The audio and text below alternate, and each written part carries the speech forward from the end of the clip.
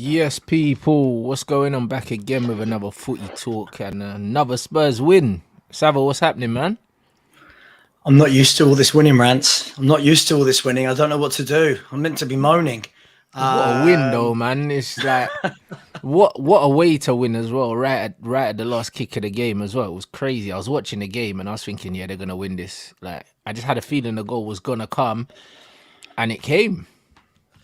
yeah, I mean, I'm guessing this is going to be an interesting show. I'm guessing there's going to be a lot of Liverpool fans in the chat, should we say? So Bro, this is going listen, to be listen. interesting. They've been everywhere since that Oh game, yeah, innit? Like the oh yeah. injustice, because they're the only team that's ever had a decision from VAR go against them. So this Do, is where do, we are now. do you know what? Right, I've had it in reverse 2 weeks in a row. So before the Arsenal game, all the Arsenal fans were in my chat before the game, and none of them after the game. Right now, this week I didn't have hardly any Liverpool fans in my chat since that game. Sava, you're a cheat. Spurs fans are cheats. I'm like, hang on, we don't run VAR. It's not, you know what I mean? It's not our fault. Look, yeah, listen. Before we get to all that, I'm sure we will.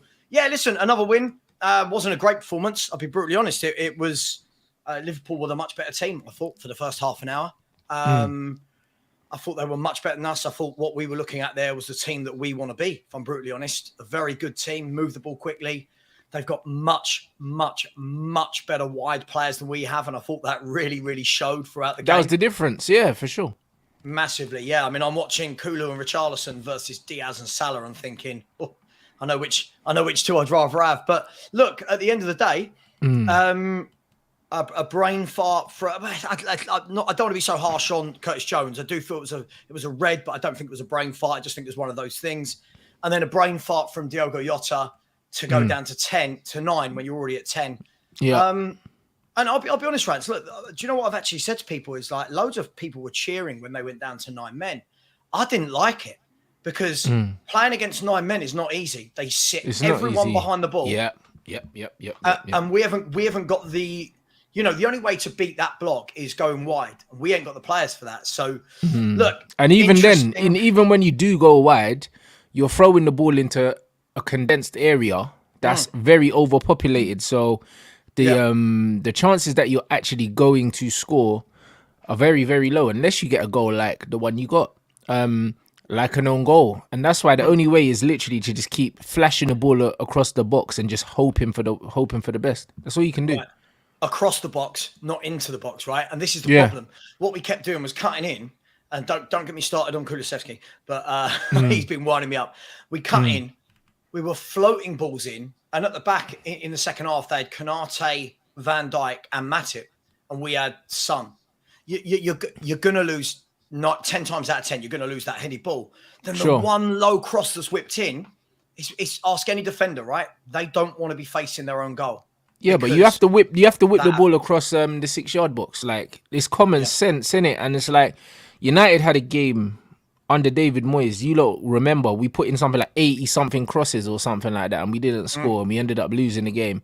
And there's nothing easier for a team that's set up to defend to just keep heading away floated crosses into the box from absolutely anywhere. Like low and powerful across the 6-yard box. Nobody wants to deal with that. Nobody wants to deal with it because defenders do not want to defend facing their own goal. No, of They course don't. They course they absolutely don't. Do you know what I mean? So as soon as you get past the defenders and then you're flashing it back across the goal, that's when it gives them problems. And especially with the centre back, he was knackered at that point. Do you know what I'm saying? And the ball's just cannoned off his foot, gone into the top corner, unsavable. And if you keep applying that kind of pressure against teams, you're going to get own goals. And that's why I always say you just have to put it across the goal, man. Yeah, listen, I agree, and it's why I'm not a big fan of Kulusevski, but that's for later on. But yeah, look, we got the win. I mean, everyone said to me before the season started, look, in the first 7 games, you've got a couple of tough away games. You've got Arsenal, Liverpool, and Man United. If you can come out of that unscathed, then you're doing well. We come out of that unscathed, Rants, and still anyone that's not a Spurs fan can't just say fair play. It's always got to be, but you were lucky with this. Oh, but they had injuries. Oh, but red cards. look, we can't control those things. We couldn't control. Bro, but they were red cards. So it's all well and good and saying, yeah. oh yeah, but we had 2 red cards, but they were red cards in it. And the one thing I'd say is, when I watch that game, Liverpool will be all right in it. Like Liverpool look like Spurs, just better in terms of they got better players. They just got better players. But it was almost like watching 2 identical sides. One that's almost at their final form, and then one that's just starting out. Do you know what I'm saying? Like, it was end to end. It was like a basketball game, stylistically very similar teams, similar pressing patterns. The only difference was they just got a lot more quality player for player than Spurs. So Spurs done well enough to hold their own against Liverpool anyway, even when it was 11 versus 11. So it was one of them things where it was a testament to both teams, innit? Obviously, it's easy in my head. Tottenham improved by just adding to the quality that they already have, and automatically they're a better team because they've got a structure now. Liverpool are pretty much as good as they're going to get. They probably are number 6 away. That's about it. Like, Liverpool are pretty much the complete package, whereas Spurs are right at the beginning of their evolution, really. Yeah, I think you're right. Both teams played. I mean, the first 20 minutes was crazy. It was like no one, sometimes you get those games where it's played a lot in midfield and no one's really moving the ball at any pace. This game was just end to end. But listen, as I said at the beginning of the show, Rants, watching Diaz and Mo Salah, proper wingers. These are wingers that you buy when you want to win things. These are winners when you're challenging. Unfortunately for me, we've got the next notch down. I'm not even going to count Richarlison as a winger, by the way. I think that was more. I think that was more because Brennan Johnson was injured, or else he would have started probably. Yeah. But for me, I don't think he's a winger. I think Kulusevski is he feels like a defensive midfielder playing right wing. Right? Everything. But Kulusevski he's a number 10, innit? And it's like he's not.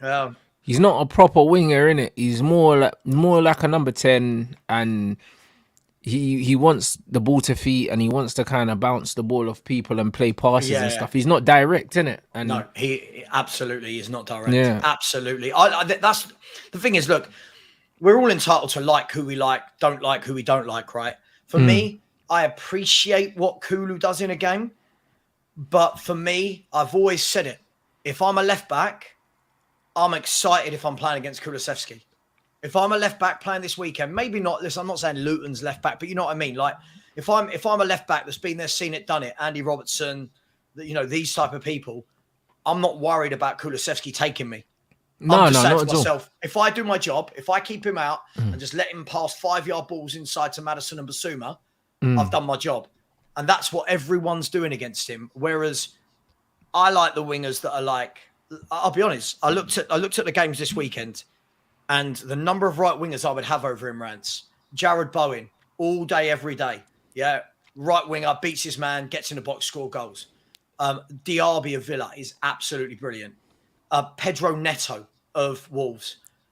Salah of Liverpool. Even Almiron of Newcastle runs at people. Like, I get what you mean. Do you know what I mean? Run at people. I'm at the stage where I'm crying for Aaron Lennon to come back, and he was okay. But yeah, so look, I do think Liverpool. I think Liverpool will be second. I think I saw enough from them before the red cards. They'll be second. They're a good team, but he made a mistake. He made a mistake, in my opinion, not playing Darwin Núñez, because I think Darwin Núñez would have been the problem that Romero and Van de Ven wouldn't want running at them, as opposed to players who play outside the box. In transition, yeah, possibly, but I don't know. In general, I thought it was a great game, innit? It's one of them ones where obviously the VAR thing is going to overshadow the quality of the game, but it shouldn't, because let's be honest, there's issues with VAR every single week. Do you know what I'm saying? Every single week. So it is what it is. Like even that, they're saying, oh yeah, it was onside and that.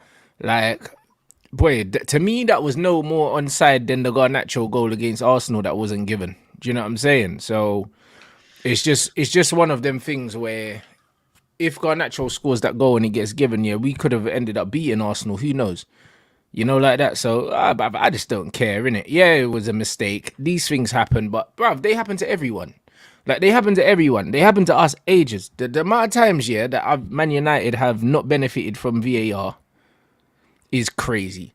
I'll be real. Like, whether it's stupid handballs that get given against us that aren't handballs, to offsides that aren't offsides, to red cards that aren't red cards. Bro, who cares, man? Do you know what I mean? Like, it's just one of them things where, like, I think every football fan, yeah, needs to just come to terms with the fact that these guys are gonna get it wrong a lot, and we're just gonna have to deal with it. And everyone's gonna have to be on the receiving end of it. And most of the time, probably you're not going to benefit from it, depending on what team you support. I know United don't benefit from VAR very, very much. Some teams more than others. You know what? Look, the way I see it is, you know me, I'm quite level-headed, or I like to think I am. I think we can all sit there and agree that it was an awful decision. We can all agree it was a goal, right? It was a goal from Luis Diaz. I was doing a watch-along for the game, Rants, and a couple of the boys watching weren't from the UK, so they were a bit behind on a stream. And I'm like, oh, no, Liverpool scored, and they were like, no. And I'm like, don't worry, the flag's up. I said, don't celebrate too quickly, because I said, this is being given. This is well on. And then it just sort of, the game played on. And I sat there and I thought, hang on, what have we missed here? But look, essentially, every team deals with this, Rants. Every team can feel aggrieved by penalty decisions, by offside goals, by handballs. I get it. I'd be peed off if it was my team. But Liverpool have been the recipient of some decisions the other way. Oh, loads of them, bro. They would call them Liverpool last season, bro, like, or the season before. They got loads of VAR decisions. But so has every team, right? Like, I guarantee you, if you got 20 fans in here, one from every club, right, you could turn around and go, right, give me 5 decisions that didn't go your way for VAR. They're going to go boom, boom, boom, boom, boom, right? That's life. Spurs got a decision against us in a Champions League final in the first minute of a game, right? So we know what it's like. Spurs, if you remember before the VAR against you boys, you must, I don't know if some of the younger ones will remember this, you know what I'm going to say, Rants, Pedro Mendes. Remember? like that much. Did it cross the line and that? If my little box that you've got me in here on this thing is the line, it was like there. Yeah. It was so far over the line. Look, these things happen. Yeah. That was before goal line technology, though. Of course it was. And goal line technology is fantastic. That's the only thing that I care for. The VAR thing, like, I don't see the point of it, because if it still goes down to human interpretation, they can still get it wrong. No, listen, I agree. Look, I'm going to say, I've said this for years, right? This isn't, I'm not a biased fan, right? For me, I don't care whether the VAR goes for Spurs or against Spurs. I hate VAR. I think it's ridiculous, right? I don't buy into this. It evens itself out. I don't care. I don't want I don't want that goal disallowed Saturday. I'll be honest. I don't, because I don't think that's right. Equally, I don't want Romero's handball against Arsenal being a handball. You know, these decisions are getting worse and worse and worse. Yeah, that wasn't a handball either. So Liverpool can feel hard done by. But I will say this. Let me caveat this, Rants. All of the people that are saying things like, oh, Liverpool robbed, right? You know, Spurs were lucky. Let's be fair, right? That happened in the 30th minute of the game. I think like around the half-hour mark, just before we scored, right? And every action has a reaction. So there's nothing to say that, oh, Liverpool score, it means they go on and win. No, because they were down to 10 men. Right. So they could have scored that. We could have got better the way we did when we went down against Arsenal. Yeah. Right? You scored straight away after conceding both goals against Arsenal, didn't you? Right. So look, for me, yes, it was wrong. Yes, VAR is crap. I think the refereeing is absolutely shambolic in this country. But none of us are mind readers. Sorry, none of us can predict the future. None of us would have known what would have happened. So, look, it just feels like they're all going on this big crusade mission against VAR when I haven't seen them moan when they've had decisions go their way. So yeah, but they're not going to, and this is why. I just think that it's one of them ones where be upset about it in the moment, yes, but then just get over it, bruv. Do you know what I'm saying? Because it happens to everyone. That's just how it is. Just get over it. And when you look at it, like you said, that goal, even if that goal stood, it was so early in the game, they probably lose the game anyway. Like, do you know what I mean? Because then they're going to say, oh, we wouldn't have got the other yellow card. You don't know that. Yeah, Do you know what I'm saying? You don't know that. You don't know what would have happened. Like, you could have got the goal and then Spurs could have said, oh yeah, and then scored straight back. Do you know what I mean? Like, you don't know what is going to happen. Like, that could have just been the wake-up call that they would have needed. yeah. Do you know what I'm saying? It's not like the goal was at the end of the game, like Garnacho's goal against Arsenal.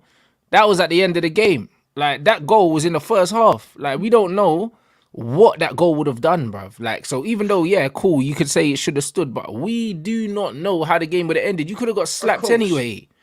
Do you know what I'm saying? So it's one of them things where nobody knows, innit? The same way I don't know, yeah, like if the handball don't get given against Lissandro last season in Europe, yeah, do we end up going down to end up playing this? Do we end up winning the Europa League? All these other things, bro. It's like, do we this, do we that, bruv? Get out of here, man. Ifs, buts, like who cares, bruv? Like, do you know what I mean? It's like, do we this, do we that? Like, and if this wasn't given, if that wasn't given, bruv, you can do the if, buts, or maybes, yeah? Like, bro, every single team in the Premier League can say if VAR, bro. Do you know what I'm saying? But because it's Liverpool, everyone's getting upset. Who cares, man? Yeah, look, I agree. Look, hypotheticals are brilliant. We can all sit and play. I think playing the hypotheticals before the game is fine, right? Hypotheticals before the game is us looking to what might happen. When it has happened already, there's no point. Look, what I'll say is this. I'll be honest, I would have preferred Liverpool to stay at 10 men. I really would have. I thought that while it stayed at 10 men, they're giving it a go. All the while they're giving it a go, it opens up, and I think Spurs score more goals. I think it actually. I know this sounds crazy. People can. Because 9's worse because then they drop even deeper. Eight behind the ball. You watched it. It was a bank of 5 and a bank of 3. And what it did show, Spurs fans won't like me saying this. I think what it did show 2 weeks in a row now. Sorry, struggle to break down low blocks. Right, Sheffield United at home, 10 men behind the ball. Liverpool this weekend, obviously through necessity, putting that many men behind the ball. Spurs don't quite have the caliber yet. Other than we've got Maddison. Everything's going through Maddison. We don't quite have the architects around the pitch to open that up yet. And but I just think that it's definitely down to individuals, and that's why, like I had this discussion yesterday, because I was on a podcast, and it's one of them things where you saw stylistically, and Liverpool struggle with it also, yeah. Like when the way you guys play, both teams play in transition, yeah, against really, really deep blocks, it's probably the only way, yeah, to nullify the other team. Even though it's boring, yeah, Liverpool showed this is the way to play against Tottenham. And we used to play this way against Liverpool when we had Jose. We used to play deep block, try hit them on a break, and we used to see loads of boring 0-0 games where we just shut Liverpool out, man. And we used to see it, man. And we had Ashley Young at left back, pocketing Mo Salah and that. And it was one of them things where it's like, if you don't give either team, yeah, space in behind, it's probably the best way to play against them, innit? It's the best way to play against them. You just have to condense the space, innit? And both teams have pace on the break. Son has got pace on the break. Salah's got pace on the break. Liverpool actually have pace with all of their attackers. So the best way to play out against both of these teams, yeah, in terms of nullifying their biggest threats, is by giving them nothing in behind, innit? Like, the difference is Liverpool do have Trent, yeah, that can put in good crosses, and Robertson sometimes. Do you know what I'm saying? So they can change the angle of the attack. But most of the time, if you stop them from having space to exploit in behind, it's probably your best bet to not concede against them. And that's just all it is. Yeah. Listen, it is what it is. As I said, it's all ifs, buts, and maybes. None of us know. Like I can see people in the chat going, "Oh, if we had 10, we would have lost." Blah, blah, blah. No one knows. We don't know what would have happened. What we do know is that Liverpool had 2 men sent off. And I don't know what Spurs are meant to do about that. Like, everyone's saying, "Oh, you cheated." I don't know what we're meant to do about that. If you don't keep your heads, if you're going to do that, I don't know what the suggestion is. But listen, Liverpool, let's give them their credit. I thought Liverpool defended brilliantly. I thought Liverpool made it they looked well organised. They played that 5-3-0 formation very well when they went down. They did exactly what you're supposed to do when you go down to 9 men. Stay compact, and then obviously when you've got pace, when you've got that kind of pace on the break, you're always a threat. And the thing is, you have to respect Liverpool's counter-attack. You have to respect it because they've got so much pace and so much quality. Yeah, very good. I mean, I'm still seeing people, like, for the last day or so been saying, "Oh, if it had been 11v11, Liverpool would have won easily. And it was like, well, hang on, we got to half hour 11v11, and you didn't manage to score a goal. Yeah. What is there to say that we couldn't have won the game? I think, again, every week at the moment, whilst I don't think we're the finished article, Rants, whilst I don't think we'll be in the top 3, I think everyone is giving Spurs zero credit. Bearing in mind at the beginning of the window, everyone was talking about Spurs in relegation battles and finishing bottom half because we lost Harry Kane. We come out 7 games, won 5, drawn 2, sitting in second. Still, no one can actually just say, you know what, you've done well. And that's where I can tell a mature football fan from a childish football fan, because we have done well. I've got Spurs to finish. I've got Spurs to finish 4th, and it's funny, like when I looked at it, when I looked at it yesterday, they're not being given credit because, like, I've even had some people saying, "Oh, yeah, they're gonna have a blip and this, that, and the other." I'm like, bro, these men are playing 1 game a week, Like, the players look like they're playing for the manager, and everyone's pulling in the same direction. Like, Spurs are gonna beat most teams, like, just playing the way they're playing. Like, most teams, like, regardless of how it happened, beating Liverpool is a massive result. Who cares how it happened? Like, do you know what I mean? It doesn't matter. Like, the points are on the board. That's gonna be amazing encouragement and confidence for the team, and it's only gonna further make them buy into what the manager's trying to do. When you get results, this is how you get the team on side. And this is exactly what I said about my team.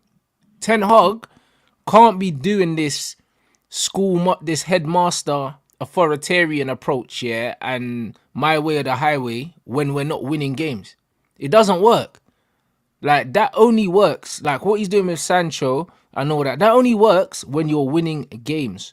When you're not winning games, players are not going to listen to you. Like, everything you say gets a side eye when you're not winning games. At the moment, your manager's winning games, winning big games. He's beaten Manchester United and Liverpool already. Like, the players are going to run through brick walls for him, and that's the difference. But listen, I think I've been very level-headed with it, Rants. I think, look, Spurs have got 1 game a week. The problem is Spurs have got an 11. This is the problem. We have an 11. Keep that 11 fit. I'm happy. I think we'll finish top 4. Chances of all 11 staying fit all year. We're already starting to see knocks to Maddison, knocks to Sonny. And the players we're bringing off the bench just aren't good enough. Now, I think it's all right at the moment. I mean, we've got Luton. We've got Luton Town away this weekend to go top of the table, right? Then we've got a 2-week international break, right? After that, I think we play 2 more games in October. I think we play 3 in November. The big one, Rants, we play 7 in November. This squad is going to be tested in December when we're playing 7 games. So it's one every 3.5 days, 1 every 4 days. That's going to be when Spurs are tested. And for me, the biggest thing is going to be, what do we do in the transfer window? What do we do? We've got a transfer window coming up. I think we need another forward. I think we need another midfielder, and we need another centre-back. So for me, I'm not getting carried away. I said at the beginning of the year, if we can finish top 6, it would be great. Now I'm looking at it going, could we get top 4? Why not? Do I think we will? Not 100%. Because, to be fair, you need top 5 for Europe. You're definitely finishing the top 5. Maybe. Look, I mean, there's been Spurs fans. You know me, right? You know what I'm like. Sorry, the table's just come on. Like, people were Spurs fans talking about being in a title challenge, and I'm like, from eighth to second is 4 points. So, like, does that mean that all 8 are in? It's crazy, right? It's October. Let's get to January. Let's see where Spurs are. Then I'll give you a prediction on where we're going to finish the season. No, 100%. That makes complete sense, man. But I think people have to be realistic with what they're seeing at the moment. And you have to say that Spurs have been the surprise package of the season so far. You know what I'm saying? In terms of the brand of football as well. The brand of football. Because you haven't signed loads of players. It's not like you're looking at Tottenham where they got a new manager, they spent loads of money, brought in loads of players. It's not that. It's not that at all. I think what it is we signed a couple of real necessities.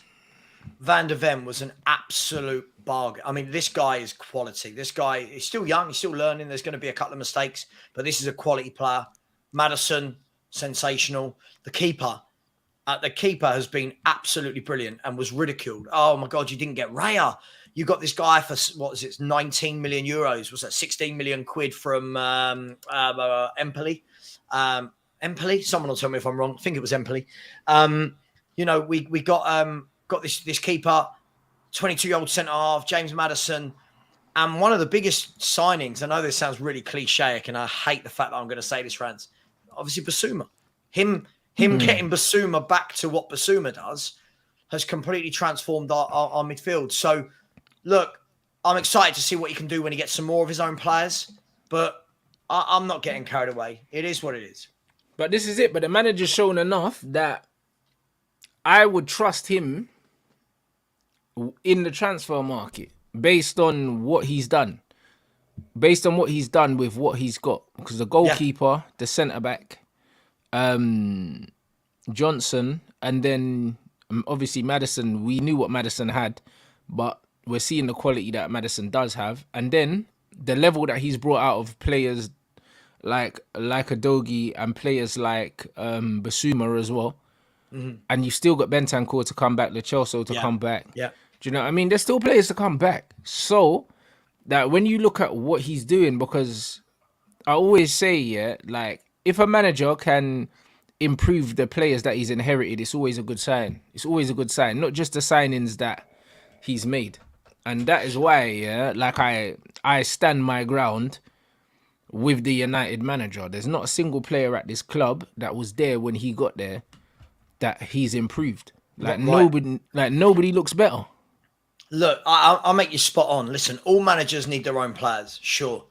But part of your job as being a manager and a coach is there are players there that need to be upskilled. There are players there that need an arm around the shoulder and a player that needs some confidence. That's what I love what he's done with Romero. What he's done with Pedro Porro. Pedro Porro suddenly looks brilliant defensively. Like, it's mad. Yeah. Basuma, he seems to have found a new lease of life for Sonny as well. So all of that. New position, and that's what I mean. And this worked. And gave him the armband as well. Absolutely. So no, I just think he's a proper manager. Do you know what I mean? I think too many times now we're looking at these managers, we're trying to find quirks with them and this and that. This guy's just a down-to-earth football manager that wants to coach people and make them better. Now, loads of people can't, Spurs will drop off. Spurs is cool. All right. But compared to where most of you were telling us we're going to finish, right? You were telling us we were like, how are you going to replace Harry Kane's goals? Well, it's not been a problem so far, has it? I wouldn't say we've missed Harry Kane in any way, shape or form. So I'm not knocking Kane. You know, I'm not saying that, but I think we've done a lot better. It was a team game. Of course. We've done so much better than a lot of fans would give us credit for. Still, we can't get any credit. When we drew with Arsenal, injuries. All right, we had injuries as well. When we beat Liverpool, red cards. All right, well, that's not our fault. You know, I don't know what else we can do. We're winning games. No one's beaten us yet this season. Just, you know, yeah. Yeah, mate, possibly. Yeah, possibly. Yeah. Yeah, I like that comment. No, 100%. I'm completely with you. I think people are they're underappreciating and overlooking what a good job that the manager's doing at Tottenham and what a good job that Tottenham are actually doing. So man, they're good to watch right now, and that's what it is. They definitely don't have the squad to challenge on multiple fronts, which is why it's probably a blessing that you went out of the League Cup. Do you know what I'm saying? And if you just focus on getting a European spot in the league, I'm sure that you'll get it. Do you know what I'm saying? Because, hey, one game a week is going to be easier than a lot of other teams to keep players fit. So, I don't know, man. I'm enjoying seeing the football and seeing how the manager's been able to change just the optimism and everything around the club in such a short amount of time as well. Like people don't understand. Like, we're talking about Man City here, we're talking about Arsenal here, we're talking about Liverpool here. These clubs have had their managers for flipping 4, 5 years, 6 years, some of them. Do you know what I'm saying? And Tottenham's had their manager for 6 months. Look, I think the key thing is as well, Rance. I don't know if you've seen this. Have you looked at our next 3 games? No. Our next 3 games are Luton away on Saturday. Then we play Fulham at White Hart Lane, and then Palace away. I mean, we've got an opportunity there to put ourselves in a really nice position. We've got a night, we've got 3 games there. Well, I'll be honest, I'll be expecting a minimum of 7. I won't have any excuses for not beating Luton. No excuses for not beating Fulham at home. And Palace away, I think could be difficult because they'll do the low block, which we're not great at. But look, there will be tougher tests. There will, as I said, December for me, I think is going to be the humbler for Tottenham. I think that's going to be the month where we go, that's a lot of games back to back. But I think most Spurs, I think 100% of Spurs fans are happy with the direction we're going in. Everyone's waiting for us to lose so they can some sort of I told you so. But I would expect Spurs to have lost one of their first 7 by now, wouldn't you? I think most people would have expected us to have lost a game by now. We haven't. Yeah, they're already overachieving. So yeah. So look, if we can get 4th, 5th, I'm over the moon. To be honest, any higher than that is a real bonus. Any higher, yeah, 100%, and that will likely be determined by what the other teams do as well. Absolutely. You know what it's like though. A team wins a game, they're the best thing. They lose a game, they're rubbish. City lost at the weekend, and straight away you get the whole, they're not as good as last year, and you think, oh God, do we never learn? City never go the season unbeaten. They're going to lose a game here or there, but of course, and it's never the games you expect either. Never. Do you know, Rant? And that is so true, isn't it? It's never like you go, oh, Arsenal have lost back-to-back against Liverpool. City have lost back-to-backs against Liverpool and Arsenal. It's always like, oh, Palace have beaten them. Yeah, or Brentford or Wolves. Yeah. Come on, bruv. That's City, man. And then watch, they'll play Arsenal, and everyone will be like, oh, on form, Arsenal going to beat them, and then City just win. Like, this is just what City do. Like, we've seen City have to beat Chelsea at Chelsea to win the league, and they just do it. Like, there's the one thing about Man City is like when they need to win games, they've just got this thing where they just win them. Like, they've just got that mentality. Like, they're literally mentality monsters. Like, they just know how to win games when they need to win them. So I still don't worry about Manchester City, like not even in the slightest. No, they do this every year. This is their best start ever under Pep Guardiola. Did you know that?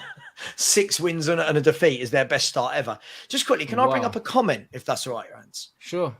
641, Siddharth at 641 has said, still Spurs need to relax.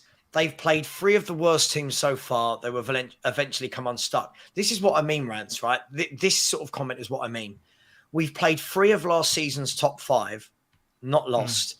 But what people want to focus on is that we've played, Burnley, Sheffield United and Bournemouth. I'm guessing we're going within the other one. Bournemouth. Okay. I'm having a look at who have Man City beaten so far this season. Who have Arsenal beaten? Who have Liverpool beaten? Who are all these teams beaten that are better than what we've beaten? Like, this is what I don't understand. You probably had the hardest start. Well, we've played 3 of the last 5, and at the beginning of the season it was, wait till you play those 3. All right, well, we've got that out of the way, not lost. Now it's, but you've played 3 of the bad teams at the bottom. You've played Arsenal, Liverpool, and Man United, and not lost the game. Not lost the game. What's man talking about? This is what I mean. The goalposts move constantly. And look, I get it, right? Knowing Spurs, this is how much I support Spurs. It wouldn't surprise me if our defeat comes in a game where we shouldn't. Like Luton. Do you know what I mean? Yeah. Like Luton away. I mean, I don't think we will, but Luton or Fulham at home, that's the sort of thing we will do. But at the moment, I think Spurs fans are very happy.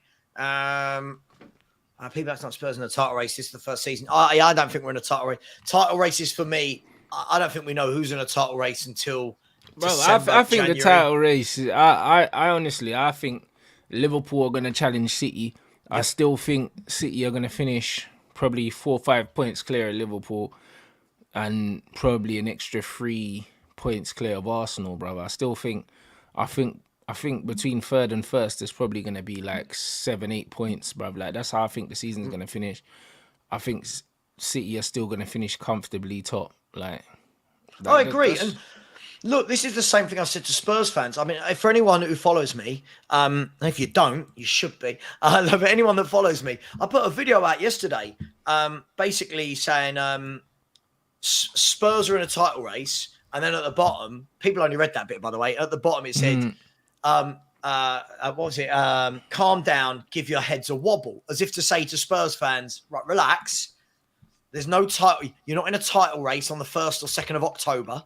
Right? Nope. Title races are when you're 25, 26, 28 games in and you're within touching distance. That's a title race.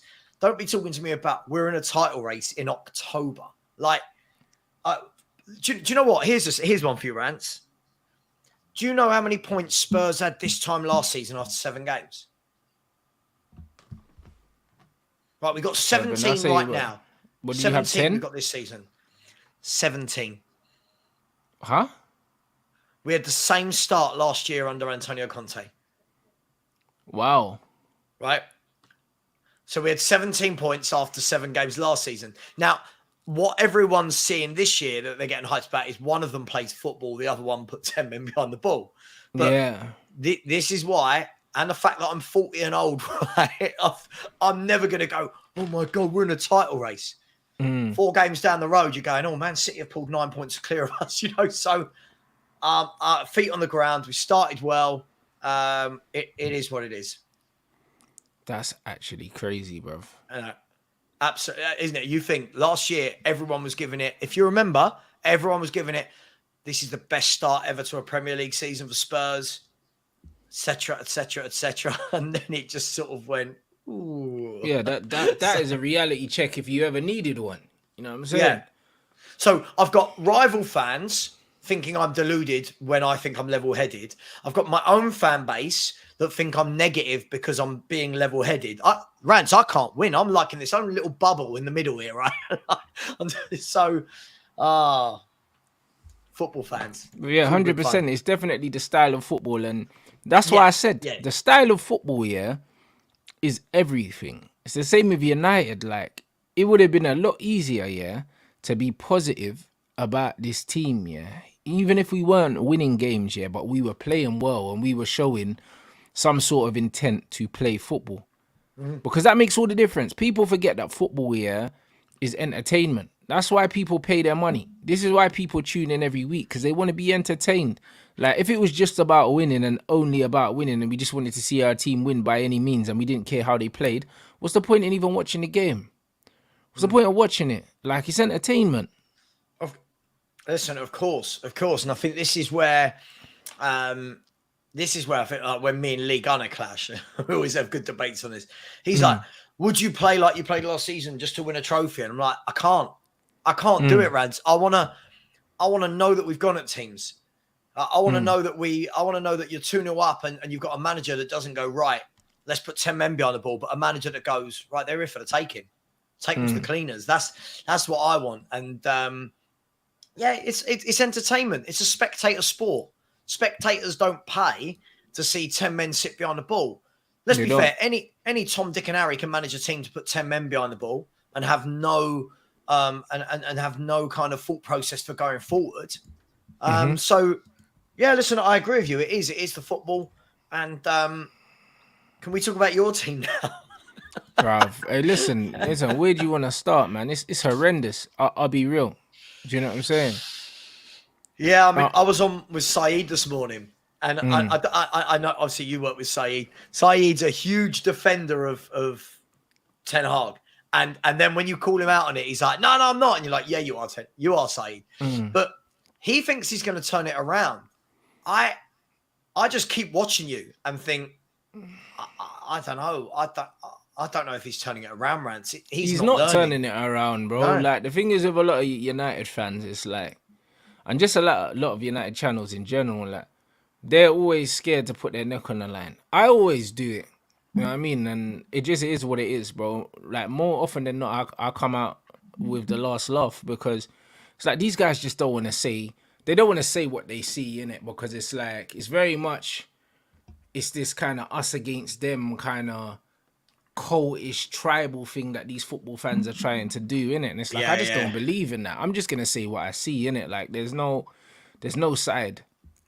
There's no side, bro. It's just I say what I see, innit? So guys saying, oh yeah, the manager's gonna turn it around. Based off of what? Do you know what I'm saying? For me, I need to see evidence that you can make the difference, yeah. But what have you shown me as a manager? And the thing is, last season means nothing because the first season for any manager, it really is. It's a free hit because you're coming in and even if you don't do well, everyone's going to say, oh, well, it was his first season, didn't have his players, do you know what I mean? Dealing with ex-managers' players. You've almost got an inbuilt excuse as a new manager when you come into a team straight away. The second season is where you have to kick on and show that last season wasn't a fluke. And he hasn't done that. We had a crap pre-season, but because we had a crap pre-season, everyone was like, oh, it's just pre-season. No, it's not just pre-season. We had like 8 games, he wasted them. And then we've gone into the season and he's still trying to find out what he wants to do. He doesn't know what his best team is. He doesn't know where to play his best players, what formation to play them in. That, bro, he's taken away from the players that were performing last season because he's changed the system. So they're not even performing at that level anymore. The whole thing is a shambles. And the thing is, these men always want to blame the owners when we're losing games. And then when we're winning, they want to praise the manager. They're embarrassing. Like, it's the manager. It's the manager. Like, Tottenham literally had Nuno, Conte, and Jose, yeah? They weren't the right managers. And now you've got a manager that knows what he's doing. It took you to sack 3 managers, yeah, to get it right, bro. So when people are like, oh, what, United going to keep sacking managers? Yeah, keep sacking them. Can I tell you something that baffles me as well, right? This really, really baffles me. Now, I understand that you have injuries, right? And of course, every team has injuries. You waited all this time to get Amrabat into the club, right? You get him. He comes in. I believe was he injured the first couple of games or he something was. like that? He came in with an injury. Yeah, coming in with an injury, gets fit, and I'm thinking to myself, do you know what? No messing about it. Whack him straight into midfield with Casemiro. Shore that midfield up before you do anything because you're leaking goals. You're easy to play against. Put him at left back, and I'm thinking to myself, I know you've got injuries, but surely the first thing you do is make yourself solid in that central midfield area. Bring in a kid. I don't know, play someone out of position who's a centre half or something. Bring in a kid. Do something at left back. This is, I don't know, maybe I'm being harsh, but what's he doing with that? He's trying to be clever, innit? Trying to do the thing is, things are not going well, yeah? And then instead of going back to the basics, all right, cool, let's try and play the little inverted fullback thing and play 3-1-6 formation and all this crap. Yeah. Bro, just go back to the basics. Every single player in this team knows how to play a 4-2-3-1. They played it under Oli. Ralph even had to revert back to it because the players weren't picking up the 4-2-2-2. Do you know what I mean? They played it under every single manager. They played it under Jose Mourinho as well. Just go back to the formation that everyone knows while we're getting comfortable. That's all you need to do. Like, just don't overcomplicate things. This guy has massively overcomplicated things for no reason. Like, it doesn't make any sense. And then he's trying to do it, yeah? And the thing is, it's not even like he's doing it honestly. He's trying to do it, yeah? Just to show that he's in charge. Because everything's a power struggle for him. Like, it's a joke. Like, the whole thing's embarrassing. I don't get it. I don't get it. I've just looked up your team from the other day. And listen, I'm not saying any of these are left backs, but I'm sure you could ask Lindelof to play there or something and put Amrabat Dallo can play left back and you play Lindelof right back. Right, there you go. And then you've got Evans and Maguire on the bench. Like, so what makes me laugh is, like, for me, if I'm Man United, the first thing I'm doing, I'm not an expert on your club. I'm not claiming to be. The first thing I'm doing is removing Mason Mount from that midfield position, right? Because Mason Mount, for me, I don't care. Maybe Chelsea fans in the chat. He's not a centre mid. Mason Mount, for me, has never been one of them that plays in a 2. This guy, float around. I'm not saying he's a 10, but float around as an advanced. I'm doing what I hate. Yeah, but you can play him as an advanced midfield player. Float around there, right? As a 2, if I'm Man United, I'm going back to basics and saying, right, the first thing I'm doing, let me make that spine strong. Højlund, Bruno Fernandes there, or, whoever you want to play in your attacking midfielder, Casemiro, and Amrabat, Varane, and obviously when Martinez is fit, but Varane and whoever at centre-half. That's what I'm doing. I'm getting the spine. Then you can filter out your full-backs and your wide men. But at the moment, I'm looking at your team like Palestri, Mount, Amrabat out of position. It looks all Rashford for me whenever I watch him doesn't do a single thing. Like I don't know. Okay, put it this way, Rants. I've never seen a club in this mess manage to turn it around. I can't, off the top of my head, I can't really think when I've seen a manager go, you know what? Right, guys, everyone come into the training ground. You know what? From this week, we're going to do this. And then all of a sudden you go 3, 4, 5, 6 wins on a row. I think you're in big trouble. And at the moment, I don't want to be a hypocrite. I'm not a fan of sacking managers. I'm not a massive fan of it early doors. But if ever a club needed a new manager with a football philosophy to get the ball down and actually start playing some football, it is Man United. It is Man United. Oh, 100%. Like, that's what I said. And even everyone's saying, the Rashford thing, bro. Rashford ain't even trying, innit? And it's one of them things where, like I said, with the Sancho situation, I refuse to believe that the players are behind the manager. I refuse to believe that, because if the players are behind the manager, this plays out a little differently. The players probably put their arm around him and say, come on, Sanch. Like, you know what I'm saying? Like, let's squash this, bro. This looks like he's making a big statement and he's saying, fuck that guy. I'm not the only one that don't like him. Yeah. You know what I mean? That's what it looks like. And then when you double back and you look at the shit that Ronaldo said about the manager on the way out, do you know what I mean? Some of the stuff that David De Gea was saying on the way out. Bro, like, I feel like the writing's on the wall for this manager. Like, I don't see him turning this around. There's no way that he's. But you know his saving grace. Have you seen your next 4 games? No. Your next 4 games for me are his saving grace. So Galatasaray at home. I think if you can get the win there. Yeah, but that's not a given, mate. No. It's not no joke. I'm not saying it's a given, but I'm saying if I read you out the next 4 teams, this shouldn't be the end of the world, right? You've got Galatasaray at home. You've got Brentford at home. Sheffield United away and Copenhagen at home. That's your 4 before the Manchester derby, right? And then even after, I think that 4, I think you'll get enough points in respective competitions that he'll be okay. But the thing is, what I saw last week, I saw loads of Man United fans. You beat Burnley, who are the worst team in the league. One of the 2. Just about, though. Yeah. You beat them. Then you beat Crystal Palace's B team in the League Cup. And I start seeing all these content creators. Oh, my God, the difference Amrabat has made. This guy's a genius. Ten Hag's getting it right. And it's like, hang on. Hang on. Yeah, but that's because these man don't know football, Saba. Like, I watched that game, and I said that game had the intensity of a training match. Don't take anything from this game. Palace made about 5-6 changes, didn't press us, and they were happy to lose that game because they openly said they didn't have the squad to challenge on all fronts, so they were happy to get rid of that cup game. And then what happens on the weekend? They go and lose, bro. But this is what I say. Like, these guys, the funny thing is, Saba, yeah, I'll sit down, yeah, I'll take in all the information, yeah, and I'll come to a hypothesis, yeah, and then these guys will say that I'm the reactionary one. Do you know what I'm saying? And then we'll win one game, and all of a sudden these guys, Amrabat's changed everything. We're going to go on a run now. But then they call me reactionary. After I've sitting there and I've taken in the whole of last season, I've taken in all of the things that the manager's done last season, and I've compiled the information here. Then I've taken in everything that's gone on in pre-season, and I've put the information here. Then I've taken in everything that's happened this season. I've put the information here. Then I've come to a conclusion.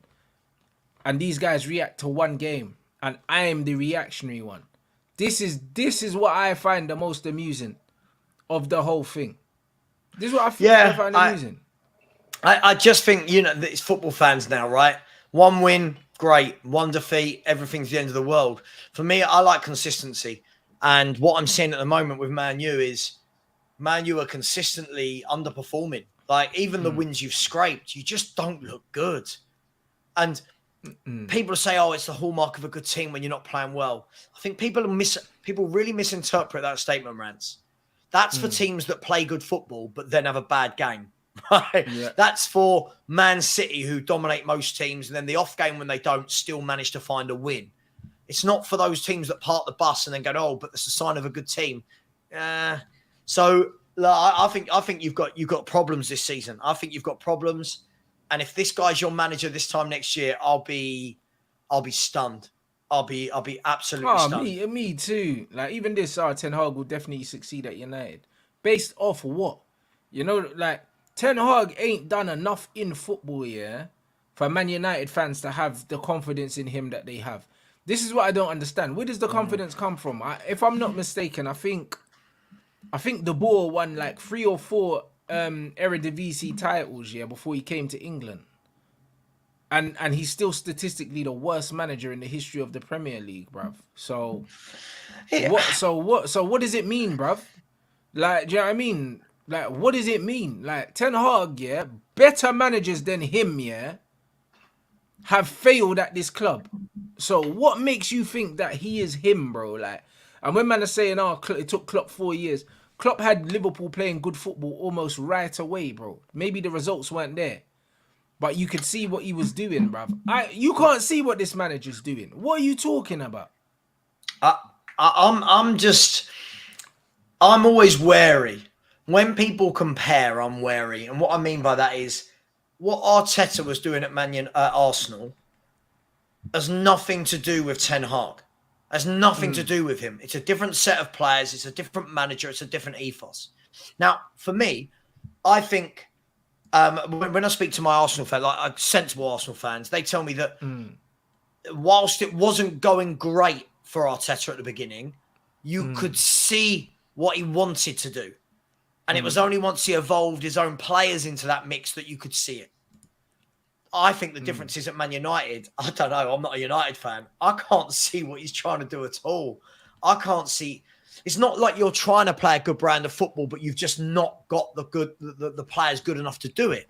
The only thing that I can see is he's just trying to flex his muscles, bro, and his ego is just gonna ruin this whole thing for him. Do you know what I'm saying? And this is just what it is. Unfortunately, yeah, when you're at big clubs, yeah, you can't have an ego when you ain't done nothing. Like, you can't have that ego. I'm sorry, you gotta come in, yeah, on a semi-humble thing. And like, you can still have an ego, yeah, but there's ways of expressing your ego. You can't have a Pep Guardiola ego or Jose Mourinho ego without the reputation of these managers.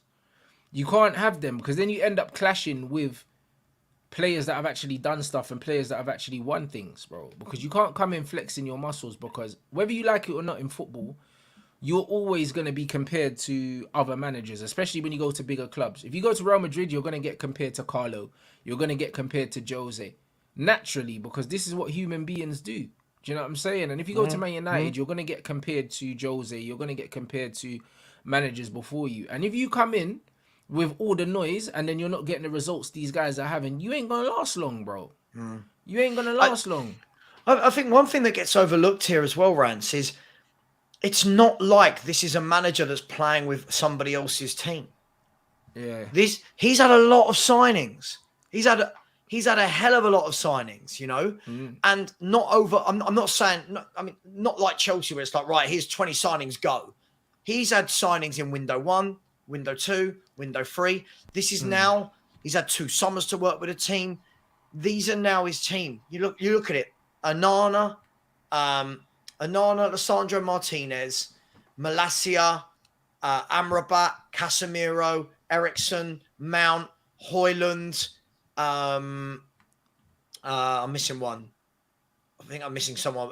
Anthony, right? Yeah. This is 9. This is his team, man. This is 9 players. Yeah. So the majority of this 11 should be his, apart from the obvious, like the Rashfords and the Varans, you know. But this guy's got no excuses for what what you're seeing as United fans for me. But hey, just me. Bro, like even this, he's saying, oh, Arteta faked it till he made it. He had the support of the hierarchy despite being a novice. Arteta was a former Arsenal player. So he had respect, yeah, within the club because he had played for the club. Similar to Oli, but the difference was, yeah, that Arteta was a much more accomplished coach than Solskjaer. But Solskjaer had the backing of the hierarchy because he was a former Man United player. And that's why he got the backing from the fans as well.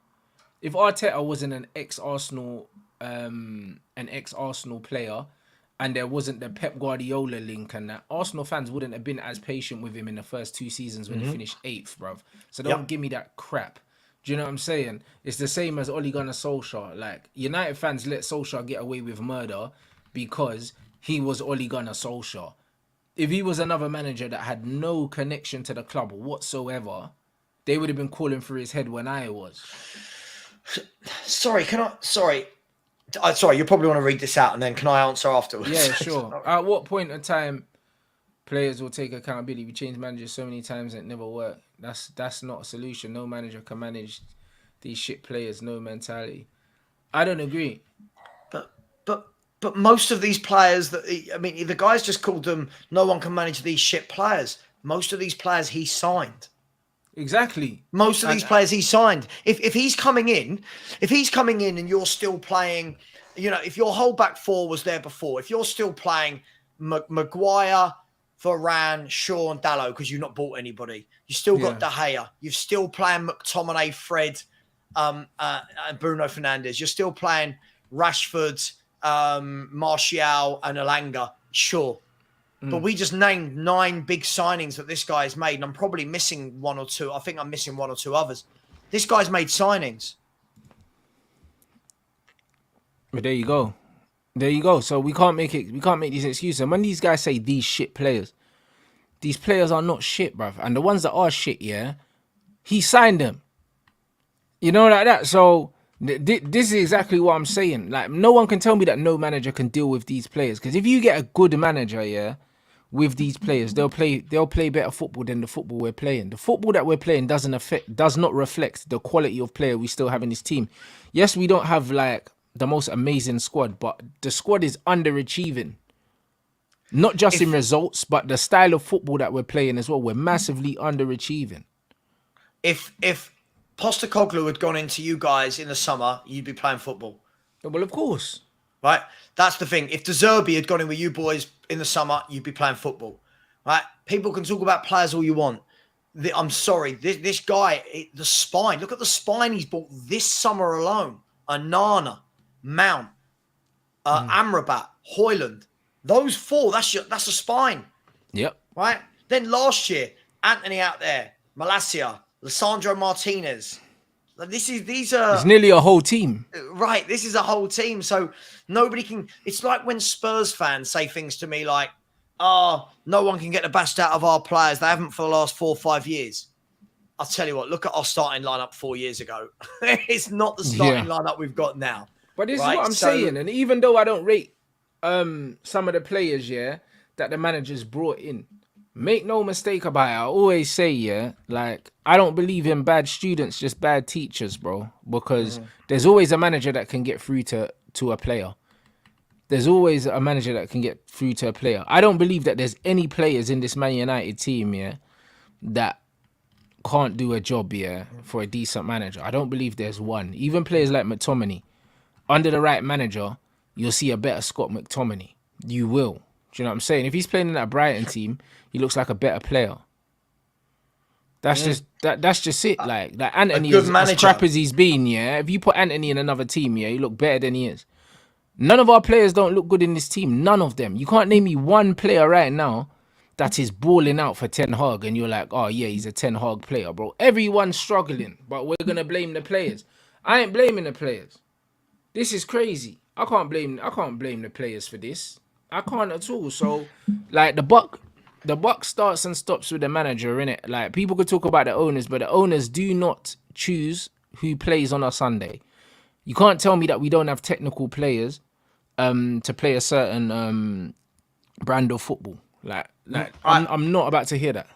I agree, mate. I massively agree with you. And just a big shout out to James A in your chat who said Spurs are having a new manager bounce. I mean, I don't know. I mean, how long does the new manager bounce last? At what point does it just become Spurs are playing well?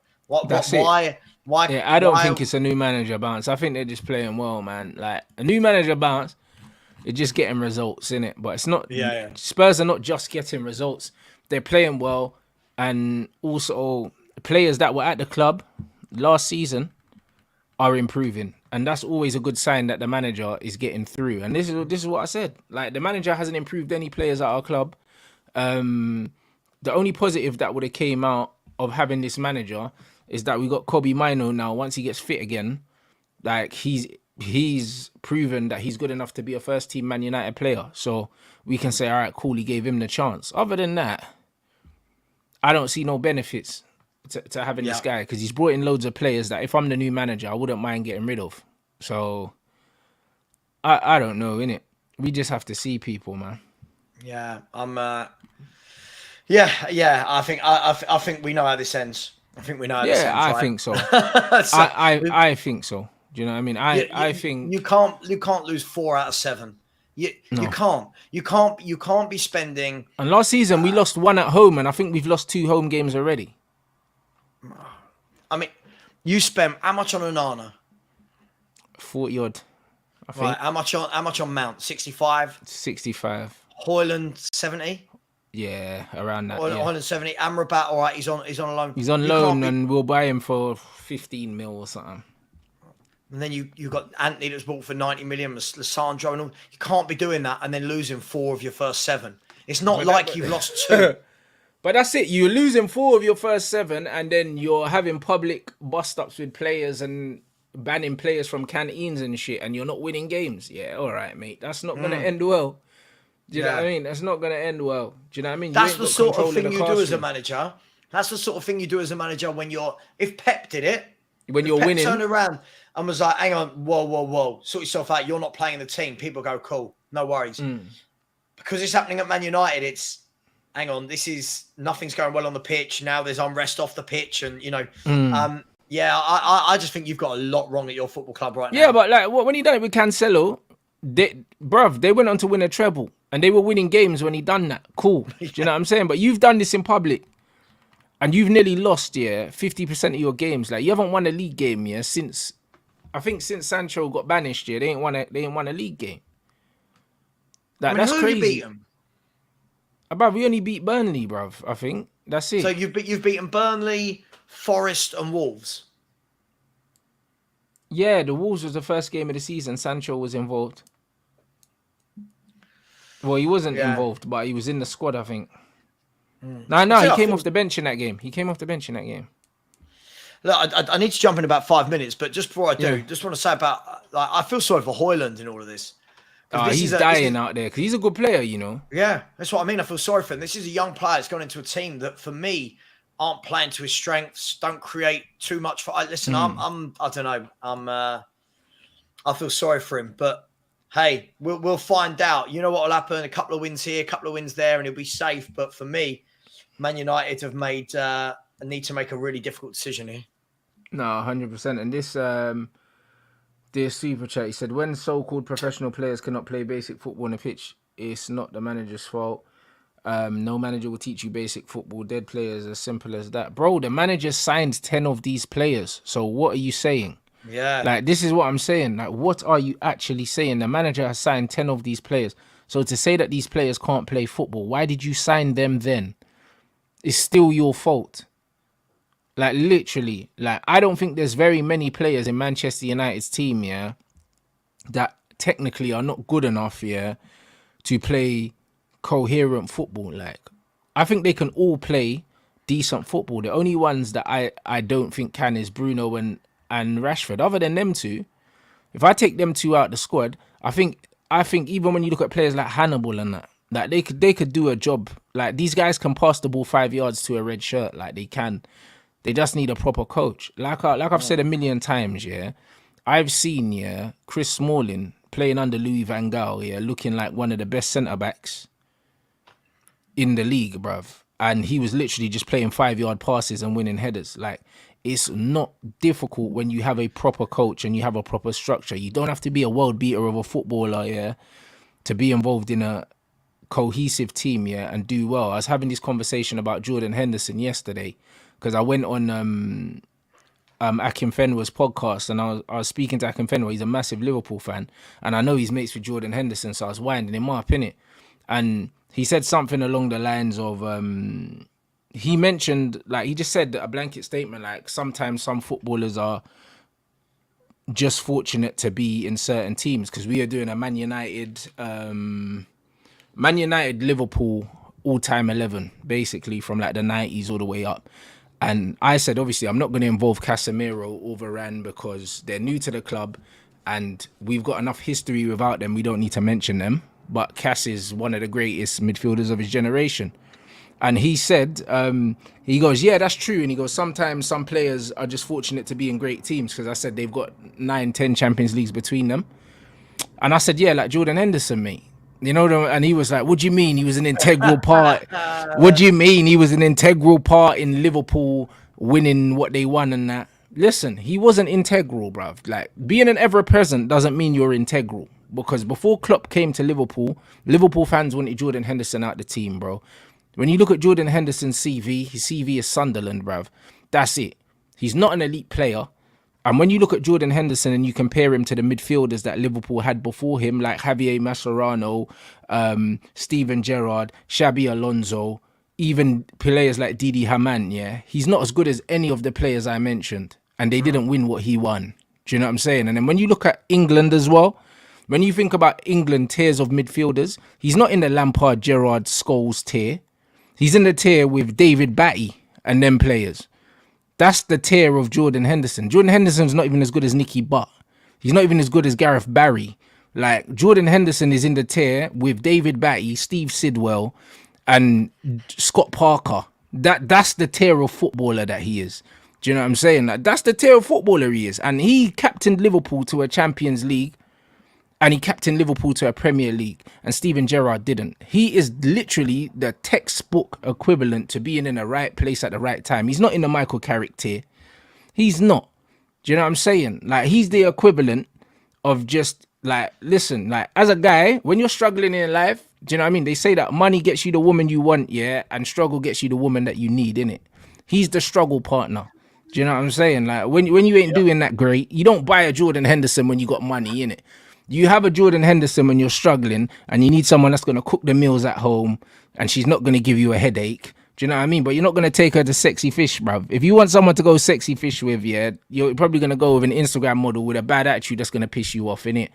Guys with money don't go and get a 4 out of 10. Do you know what I mean? Yeah. Jordan Henderson is a 6 out of 10, yeah, on his best day. Like, when he's done his hair and he's done his makeup, he's a 6. But he's a 4 on a normal day. Do you know what I'm saying? That's what Jordan Henderson is. So don't tell me he's integral, bro. He's no more integral than Gary Neville was to Man United. Gary Neville was ever present. He was in both Champions League winning squads. He wasn't integral to Man United winning anything. We just didn't replace him because he was good looking enough. You know, like that. That's all it was. We just didn't replace him. He was reliable. Yeah. Do you know what I mean? And he was good looking enough, so we kept him. Do you know what I mean? You weren't integral. No, the fucking Henderson integral, bro. You're my average player, bro. Like, and that's putting it politely. You know what I mean? Big up for the super chat. Ten Hag needs to do better, but these players are not good enough. The club allowed Ten Hag to buy players. He knows instead of getting a director of football to get certain profiles. Yeah, well, exactly. But that's why, that's the only thing you can blame the owners for. Other than that, everything else, the manager's fault. Absolutely. You know what I'm saying? 100%. Yeah, bro, listen, there's analogies for everything in life. The bottom line is Jordan Henderson's a 4 out of 10. Do you know what I'm saying? That's what he is. He's a struggle bride. They bought Jordan Henderson when they were buying Lambert and them players. They didn't buy Jordan Henderson like when they were already winning. Because you wouldn't buy a Jordan Henderson when you're already winning. So how can he be integral? Like, Roy Keane was integral to the treble. Roy Keane. Do you know what I mean? Remember that performance? Do you know what I'm saying? That performance at the new camp, all these things. Bro, like, as a Liverpool fan, what's your key Jordan Henderson moment? There isn't any. I'm saying, like, what do you mean? No, he's just a steady Eddie. Every team needs one. Everyone needs one. Does his job. Yeah. But they're easily replaced. You know what I mean? And he's on 700 grand a week for being a steady Eddie. Fair play. this is what I mean. And even he couldn't believe it when he got offered the 700, the 700k, bro. Like he left the country before he told Liverpool. You know what I mean? He was just like, bro, they better not take this off the table. He couldn't believe it. Do you know what I mean? So, guys, it is what it is, man. Make sure you smash up the likes as well. Make sure you follow Savage channel. The link is in the title. What you got coming up, man? Just a lot of, listen, Spurs aren't in the cup or in Europe. So at the moment I'm being shameless and just doing some watch alongs on other clubs because there's nothing else to do. So I'm going to watch Chelsea Fulham tonight on my channel and a couple of Champions League. What is that, cup game or something? No, Fulham Chelsea tonight in the league in 40 minutes. Oh shoot, I didn't even know that. Yeah. Fulham Chelsea in 40 minutes. And then other than that, just a couple of shows throughout the week, nothing too extravagant. But if anyone did want to subscribe, we're heading towards 12k now, so that would be appreciated. No, I hear that. Do you know what I'm saying? All right, but guys, well, make sure you do that. Click, make sure you subscribe. You already know what it is. I'm back at 9 o'clock with Daps for the Manchester show, bro. Which is they lost anyway, so it's gonna be better this week. You know, like that. Someone to share my misery with. Do you know what I'm saying? So we're back at 9 p.m. people. Make sure you smash the likes on the way out. And I will catch you guys at 9 p.m.